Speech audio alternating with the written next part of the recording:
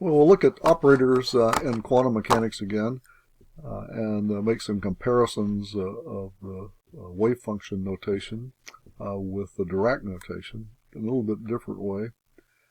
Operators really form the core of quantum mechanics, and that's the reason it's best to learn as much about them in as many different ways as possible. But we had stated earlier that this bracket of a wave function at the time t with this x ket, this bra, the ket psi with the bra x, that we identified that with the wave function psi of x of t. And the idea is that this x projects out the x component, and you think of this x as really labeling the continuous components. But the question arises, how can we reconcile that with the momentum operator? And just to remember, if I have in the Schrodinger wave equation view, we have a momentum operator, which is just a derivative, partial derivative. The momentum operator x direction is h bar over I partial with respect to x of this wave function. But we also said that in the Dirac notation that operators are somehow analogous to matrices. So if I look at this, shouldn't this have two indices? It has a parameter t, but the only thing that indicates an index here is the x. So what's going on here? And let's take a look at it in a little bit more detail. And in fact, it's right. It should have two indices, to be technical. And the way you project out the two indices is in this fashion here. And indeed, the matrix form, this bracket of the momentum operator between an x prime and an x, is just the Dirac delta function x prime minus x, h bar over I partial with respect to x prime. And then you can see how all of this fits together.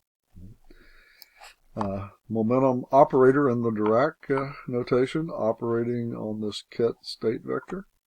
And what we'll do is, I know the identity operator is the sum over of these things, these outer products, summed over all x prime, which for x, a continuous variable, would not be a finite sum, would be an integral. So plug that in there. So put 1 in there, that doesn't change anything. And then for the identity operator, plug in this. Now nothing in here depends on x except these two, so I can pull it all the way outside and have it integrating everything to the right. And then I've got px, x prime, psi. And we've got our interpretation of this is just the wave function psi of x prime. And so what we need to do is project out now the x part of that. So now then I project x onto this. So I operate with or take the inner product of the ket x on both sides of this equation up here. Again, this I can move it through this inner product through this summation. It doesn't depend on the integration variable. So I have the integral prime. X px x prime x prime psi of t, and now then we use that interpretation that I gave up above, that this is what the momentum operator bracketed between x bra and x ket looks like. So I plug this in for that term here. And then, of course, this is just, by our standard definition, is just psi of x prime, the wave function in t.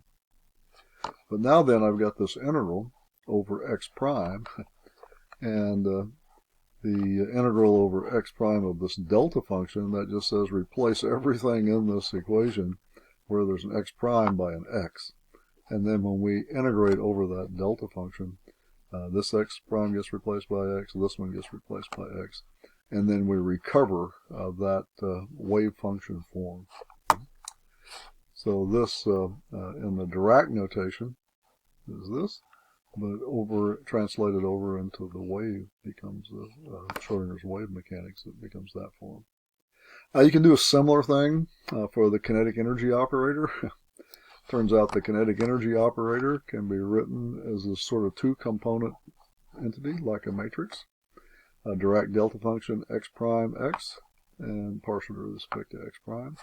You can bracket it. Well, again, put in put in the identity here. That doesn't change anything. This integral over this is just the identity operator, and then operate again from x on this side. Again, you get a similar kind of expression, and integrate over x prime, and that just replaces everything as an x prime with an x, and you get our standard form for the wave mechanics version of the kinetic energy operating on psi. So again, in the Dirac notation, translates over into the Schrodinger wave mechanics into that form.